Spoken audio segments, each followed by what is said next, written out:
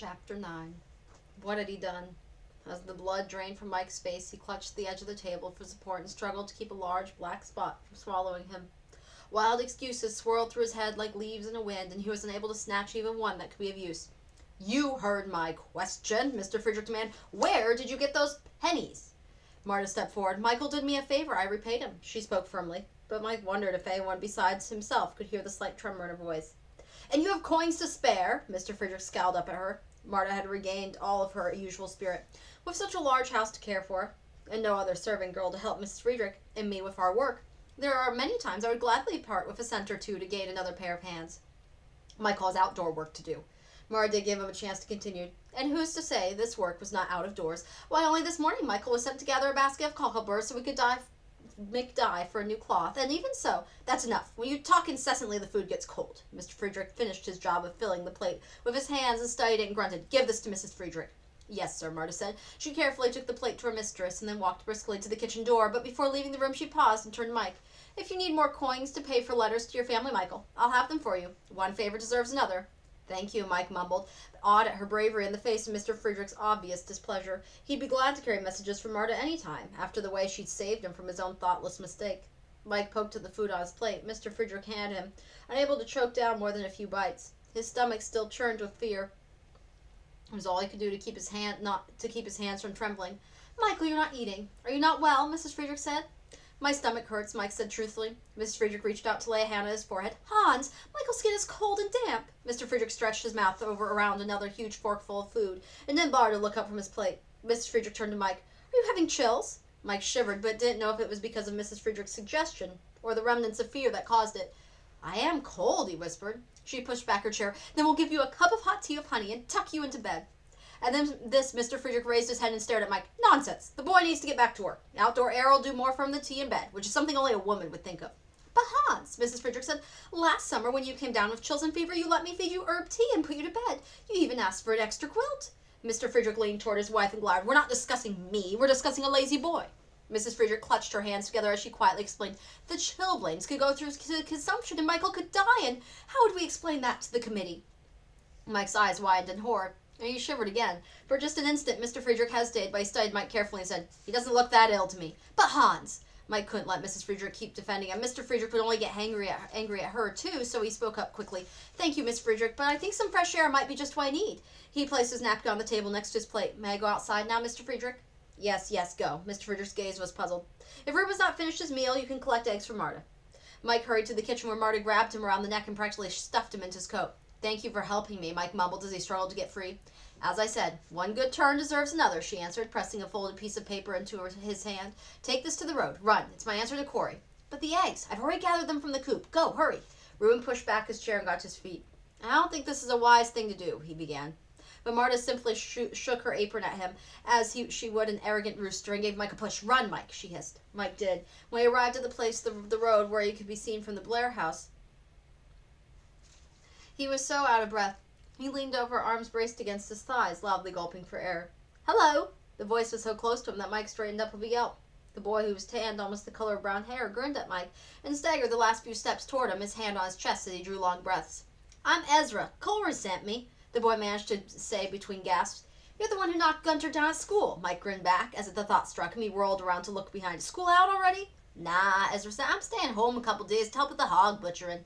He paused, managed to breathe normally again. "You ever seen that done?" Mike shook his head and Ezra made a face. "You'll find out what it's like soon enough. We heard old man Friedrich's working you like an old mule. How can you stand living with them Friedrichs?" "Mrs. Friedrich's nice enough," Mike said, "and Marta and Ruben." "Marta," Ezra says, they just remembered. "You got a note from her to Corey?"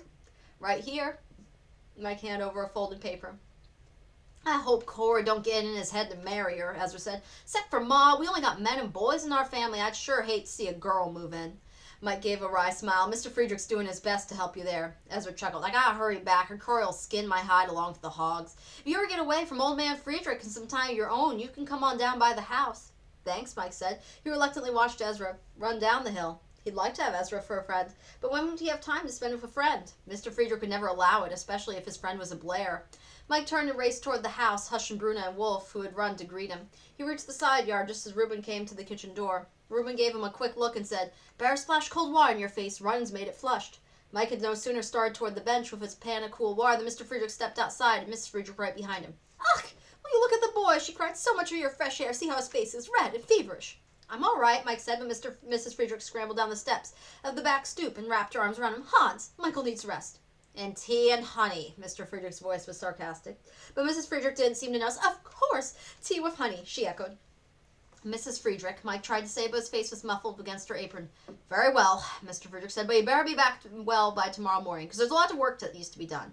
He turned to Reuben, shouting his frustration. Why are you standing there always watching me? Always prying and snooping. Must you poke your long nose into conversations that don't concern you like a woman? I won't have you use that tone like that to me. Never speak to me that way again, Reuben said, his voice so filled with controlled anger that it was more frightening than Mr. Friedrich's loud shouting. Mike twisted around Mrs. Friedrich, who was leading him up the steps, to look at Reuben, whose face was pale and whose eyes glared like sharp stones.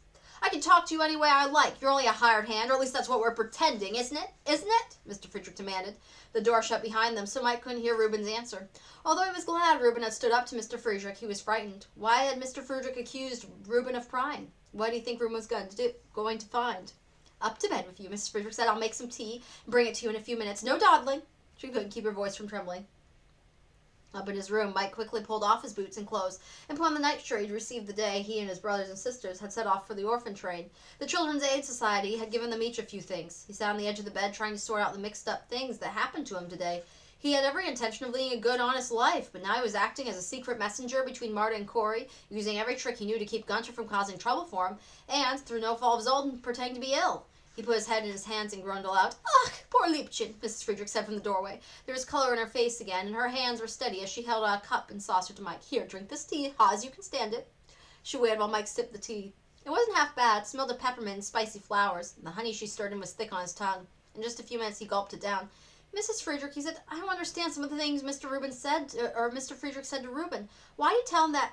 Mrs. Friedrich clapped a hand over Mike's mouth. Hush! We cannot talk of this. She took her hand away and whispered, Please forget what Hans told Reuben. He was upset. He did not mean what he said. But, for an instant, she closed her eyes and gave a long, shuddering sigh. And when she spoke, it was as though she'd forgotten Mike was in the room. I am so tired of being afraid, she murmured. We've worked very hard here to build what we have for ourselves and for Gunter. I cannot leave it. I cannot run again. Mike knew better than to say a word. He sat without moving, almost afraid to breathe, until Mrs. Friedrich suddenly pulled herself back to the present and became aware of him. You've drunk the tea. Good, good. She tucked the quilt around him as he lay back on the bed. Sleep now. Sometimes sleep is the best medicine. Quietly, she tiptoed from the room and shut the door. Sleep, with all he had to think about? But the bed was warm and cozy. Mike snuggled into it. Next thing he knew, the room was dark. His door was slowly opening an inch at a time. Mike stood up, calling, Who's there? The door opened wide, and Mrs. Friedrich stepped inside the room. She lit Mike's lamp with one in her hand. How are you feeling? She asked. Mike didn't have to think for long. Hungry, he said. Her cheeks sagged, but she managed to whisper a smile. Good. I knew the rest would make you feel better. Thank you, Mrs. Friedrich, Mike said. I'll get up and help Marta put supper on the table. Supper was over an hour ago. This time her smile was stronger. You should see your face, Michael. You look like a small dog out in the rain. Did you think I'd let you go hungry? She patted the lump of the quilt with Mike's feet. You stay in bed. In just a few minutes, I'll bring you some hot bean and ham soup. Some cornbread I saved for you. A little butter and honey on the bread should taste nice. Mike lay back with a contented sigh. At the door she paused. If you feel strong enough after you've eaten, you can write to your mother and your brothers and sisters. There's paper, a quill pen, ink, and wipers on the top of the chest, and a slate for your lap, so you can put the paper on when you write. Thank you, Mike beamed. Still, Mrs. Friedrich didn't leave. She looked at the dark window, the floor, and finally at Mike. I hope you'll tell your family good things about your life with us. The good things, like your delicious meals? Mike asked. She brightened. Yeah, and maybe tell them about the rolling hills and the trees with their green and golden leaves. Mike realized what she was trying to tell him. Will Mr. Friedrich read my letters before they're mailed? He says of course he must, she murmured as though she were repeating her husband's words. He has a great responsibility of teaching and training you for a better life than one you had. I understand, Mike answered. Mrs. Friedrich hurried through the door, and Mike could hear the stairboards creak and snap. At first he let anger simmer under his skin, the way the hot tea simmered in the heavy cup. Mr. Friedrich had no right to read his letters, to decide what Mike could or couldn't say. But anger slid away as he admitted to himself that even without Mrs. Friedrich's warning, he would not have told Ma or the others about the way Gunter and Mr. Friedrich treated him. What could they do about it? Nothing. They had enough problems of their own. He held the quilt to his chin, and his chest ached as he thought of Danny and Peg, Megan and Petey, and Francis Mary. He hoped with all his heart that their homes had turned out better than this one. Oh, Ma, he whispered, and he fought more back tears once again. In a few minutes, Mrs. Friedrich brought the supper tray. Mike ate gratefully. Then, still in his nightshirt, he sat at the end of the bed next to the chest and carefully wrote his letters. First he wrote to Ma. He wrote about the good food, the golden meadows, the green forest, and the animals on the farm. And then he hesitated. He wanted to write that he would live with the Friedrichs only as long as he had to. And then that he was old enough, he would head further west in search of mountains, and rivers, and lakes, and plains, and all the other wondrous things that he had imagined from the stories Reuben told. "That's Michael Kelly," someone would whisper as he rode by on horseback through a dusty western town. "Kelly's traveled to the tops of the mountain peaks, from ocean to ocean, into wild country where no one's ever dared set foot, and the men would respectfully move aside and touch the brims of their hats to him. But he only wrote, 'Your loving son, Michael.' His letters to his brothers and sisters were very much the same." Mike wiped the pen point carefully and tightened the top of the bottle of ink before he placed them beside his letters. The house was quiet. He was probably the only one still awake. He snuffed out the wick of his lamp and climbed back into bed, huddled into a ball as he waited for his own body to warm the bed. There was so much to think about, so many questions that needed answering. He could hardly wait to talk to Reuben in the morning. When morning came, Mike woke up with a start. "Hurry!" Mr. Friedrich shouted as he hammered on the door to Mike's room. Although this early morning commotion took place every day, Mike still found it hard to get used to. As he dressed, he glanced out the window. Lantern light gleamed through open doors. Reuben had already begun the milking. Mike wondered what time Reuben woke up every morning and how he managed it without Mr. Friedrich to shout at him. When Mike went down to breakfast, he took a stack of letters with him and laid them next to Mr. Friedrich's plate. Mr. Friedrich looked at the letter suspiciously, picked one up on top, opened it, and read it. Mike held his breath, but Mr. Friedrich only nodded, tossed the paper down again, and said, "There's no hurry for me to read these. They can be mailed when we go to town next week." "I wrote their addresses on the back," Mike said. "I'll give you an envelopes for the letters if they pass my inspection," Mr. Friedrich said. He paused. "And you can give me your coins, since the postage for all these letters will cost more than you have. I'll pay it and expect you to perform extra chores to reimburse me." Mike nodded reluctantly. He'd be getting more pennies from Corey, but there's no way he'd let Mr. Friedrich know about him. The morning blessing was always a short one. The meal was eaten in haste, since the cows needed to be milked and all the animals fed.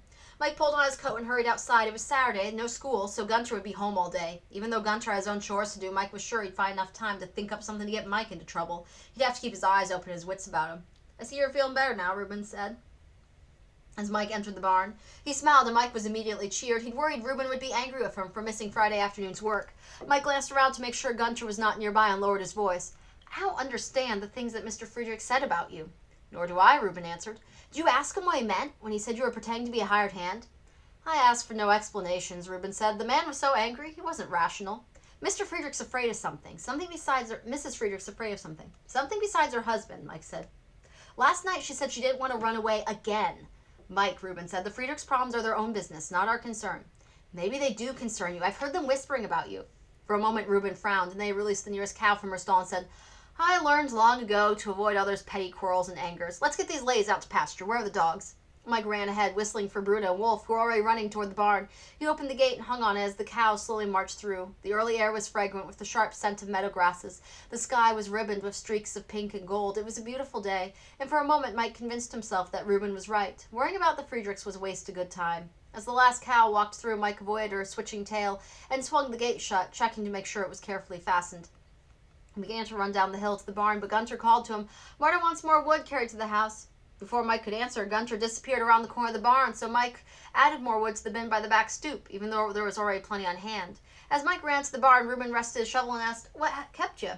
"I had to put more wood in the bin." "There should have been plenty," Reuben said. Mike shrugged. "That's what I thought, but Marta wanted more." He picked up the room and energetically set to work cleaning the stalls. He just finished when Mr. Friedrich stamped into the barn and reached for the leather harness. "We'll take the mules to the north field and work together to clear it." He ignored Reuben and turned scowled at Mike. "And I will tolerate no laziness." "No, sir," Mike stammered. He saw Gunter slide into the barn behind his father. Gunter glanced at Mike and smiled a strange, secret smile before he quickly looked away.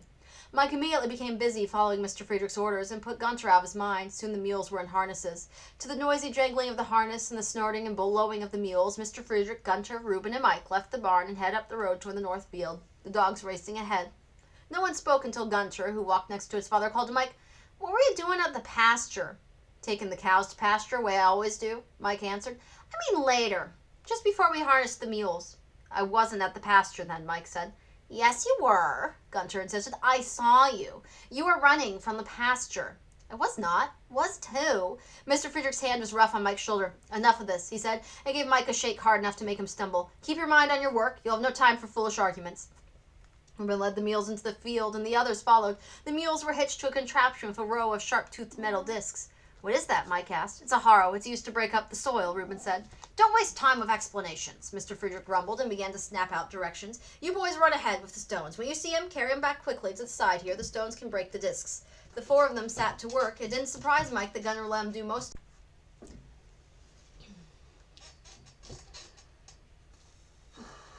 the stooping and carrying mostly. They had worked for only an hour or so when the bell at the house began clanging. Mr. Friedrich pulled the mules to a stop and wiped an arm across his forehead. "It's not noon," he said. "Not time to stop for our meal." As the clanging continued, Reuben was the first to react. "Something's wrong," he cried. He quickly secured the mule's lead to the nearest fence post and ran to the direction of the house almost as fast as Wolf and Bruna. Mike raced after Reuben. Mr. Friedrich and Gunter puffed behind him. As they crested the hill, Mike could see two men on horseback who were herding cattle up the road toward the pasture. The gate to the pasture stood wide open. "The cattle!" Mr. Friedrich wheezed. "Those are my cattle! What are they doing on the road? How did they get out?" Gunter grabbed his father's arms and shook it. "That's why Mike was at the pasture," he cried. "He deliberately opened the gate. Papa, Mike let your cattle out."